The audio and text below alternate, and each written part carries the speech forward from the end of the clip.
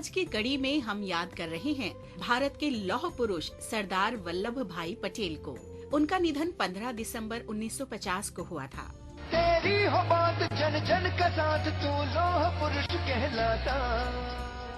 संयुक्त भारत सरदार पटेल का मुख्य उद्देश्य था। इसके लिए उन्होंने राष्ट्रीय भाषा के विचार को भी प्रोत्साहन दिया। 1949 में मद्रास के आइलैंड ग्राउंड में ऐतिहासिक भाषण में सरदार पटेल ने राष्ट्रीय भाषा और भारत के विचार के लिए प्रतिबद्धता स्पष्ट की थी। You want me that I should talk to you in English. I shall obey your command. But take it from me that it will not be long before you yourself will have to speak in our own national language.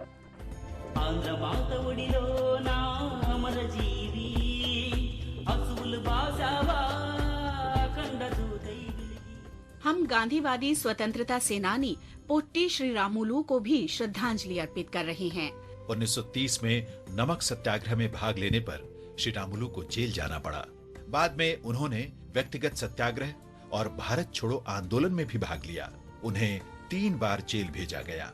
Shri Ramulu Mahatma Gandhi के पक्के अनुयायी थे। वे आंध्र प्रदेश के कोमारावोलु में गांधी आश्रम में शामिल हो गए। श्री रामुलु ने नेल्लोर के मंदिरों में प्रवेश के लिए तथा कथित निम्न जातियों के लोगों के अधिकारों के लिए 1946 से 1948 के बीच 3 बार उपवास रखा। श्री रामुलु के समर्पण और उपवास क्षमता के बारे में महात्मा गांधी ने कहा था कि यदि श्री रामुलु जैसे उनके 11 और अनुयायी हों तो वे 1 वर्ष में अंग्रेजों से स्वतंत्रता प्राप्त कर लेंगे। 1952 में श्री रामुलु ने मद्रास के तेलुगु भाषी क्षेत्र को अलग राज्य बनाने के लिए आवाज उठाई। पृथक आंध्र राज्य की मांग करते हुए वे अन्न त्याग कर अनशन पर बैठ गए और 58 दिनों के बाद उनका देहावसान हो गया।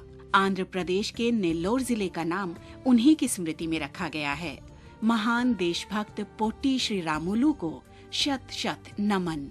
एक बार तो रामा बोलिया डाक, जगत जनेर श्रवण जुड़ाक। हम आज राष्ट्रवादी सतीश चंद्र समंता को भी स्मरण कर रहे हैं, जिनका जन्म 15 दिसंबर 1900 को हुआ था।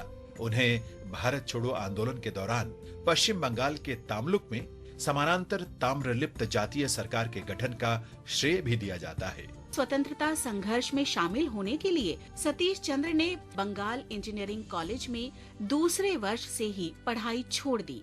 वे इंडियन नेशनल कांग्रेस की इकाई में शामिल हो गए और बाद में तामलुक कांग्रेस कमेटी के अध्यक्ष बने।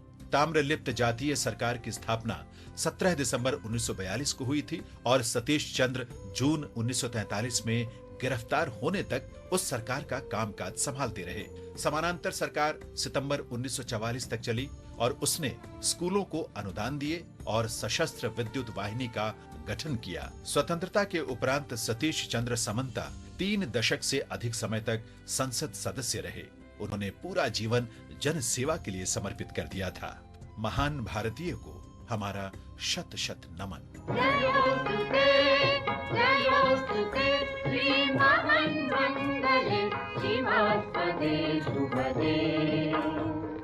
स्वतंत्रते भगवति स्वामहं यशोयुतां वन्दे। आज हम स्वाधीनता सेनानी और सामाजिक कार्यकर्ता रघुनाथ केशव खाडिलकर को भी स्मरण कर रहे हैं, जिनका जन्म 15 दिसंबर 1905 को महाराष्ट्र के रत्नागिरी में हुआ था।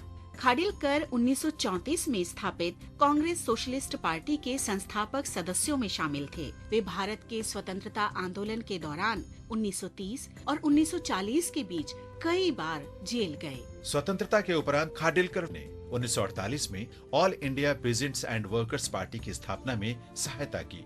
1955 में उन्होंने ऑल इंडिया मजदूर किसान पार्टी के गठन में अग्रणी भूमिका निभाई। केंद्रीय श्रम मंत्री के अपने कार्यकाल के दौरान खाडिलकर को कामगारों को देय न्यूनतम बोनस को 4% से बढ़ाकर 8.33% यानी वार्षिक वेतन का 12वां भाग तय करने के लिए खाडिलकर फार्मूला देने का श्रेय भी हासिल है।